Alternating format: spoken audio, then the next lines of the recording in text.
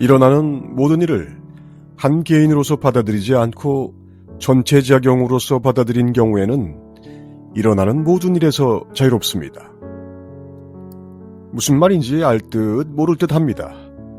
일어나는 모든 일을 한 개인으로서 받아들인다는 것은 어떤 것이고, 전체의 작용으로서 받아들인다는 것은 또 어떤 것일까요? 우리에게 일어나는 모든 일을 우리는 경험합니다. 그 경험 자체에는 아무런 속성도 의미도 없습니다. 오직 그 의미를 만드는 경험으로 알을 만드는 것은 자신의 몫입니다.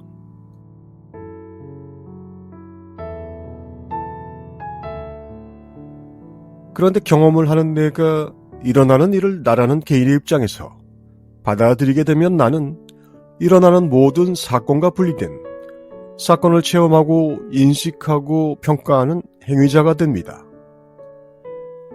그 행위자는 사건의 처음과 끝을 지정하고 사건의 속성과 성격을 평가합니다. 이것은 어떤 사건이라고 명명하고 이것은 좋은 것이다 또는 나쁜 것이라고 평가합니다. 그렇게 하나의 사건이 시작되고 끝나며 나는 그것을 기억의 한 단위로 저장하고 앞으로 일어나는 모든 사건들의 이 기억의 채점 기준을 불러내 사용합니다. 기준은 더 늘어납니다.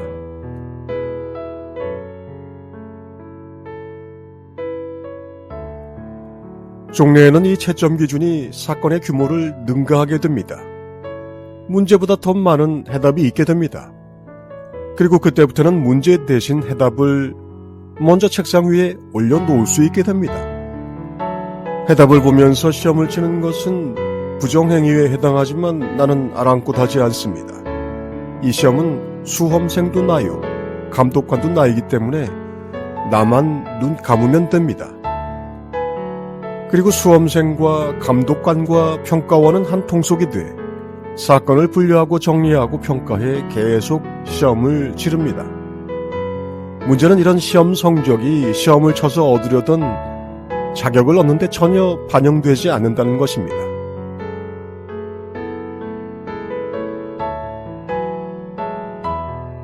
한 개인으로서 일어나는 모든 일을 받아들이는 그것의 모습이, 그 윤곽이, 그 뉘앙스가 느껴집니까?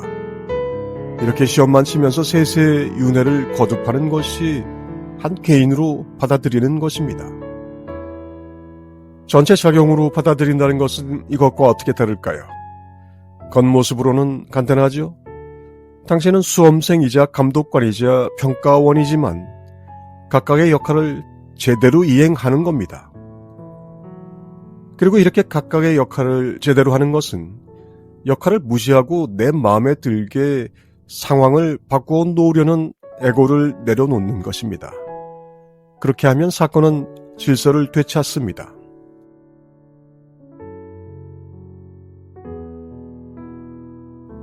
해답지를 보고 문제를 풀지 않는 것만으로도 당신은 문제를 제대로 이해할 수 있습니다.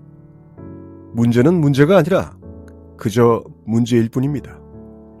틀리면 더 노력해서 바로 잡으면 됩니다. 바로 잡으면 알게 되고 더 알게 되고 많이 알게 되고 꿰뚫어 알게 됩니다. 그렇게 당신이 삶의 지문을 하나씩 더하게 되면 당신은 이 사건의 전체 모습을 이해하게 됩니다. 이렇게 이해하고 아는 것이 곧 조망입니다. 조망하는 것, 꿰뚫어 아는 것을 통해 당신은 시험을 더 잘 치르게 될 뿐만 아니라 이 시험을 치르는 진정한 목적까지 이해합니다.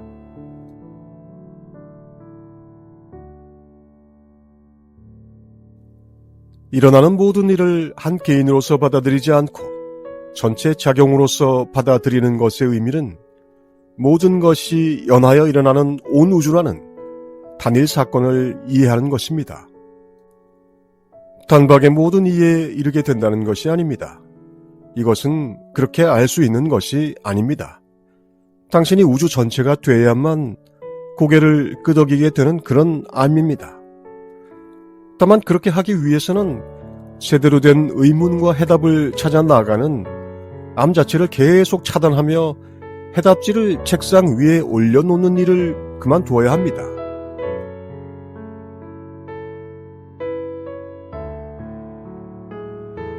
진실을 통해 깨달음에 이르는 길에는 에고의 해답지가 전혀 필요 없습니다. 당신을 어둡고 어리석게 만드는 것이 바로 이 해답지입니다. 그저 마음 편하자고 감춰둔 해답지입니다. 주구장창 부정행위로만 버텨오던 인생을 끝내는 것은 결코 쉬운 일은 아닙니다. 하지만 왜 이렇게 계속 유급하고 있는지도 모른다면 그게 문제가 아닐까요? 전체작용으로 받아들인다는 것은 내가 왜 이 학교를 다니고 있고 어떻게 하면 졸업을 할 수 있는 것인지를 이해하는 바른 길입니다. 그러자면 부정행위 해답지는 내려놓아야 합니다. 당신이 마지막 시험을 치르고 의자에서 일어날 때는 그것이 왜 그런 것인지를 직접 알게 되고 그 어떤 해답지도 필요하지 않다는 것을 알게 됩니다. 당신은 문제의 출제자였습니다.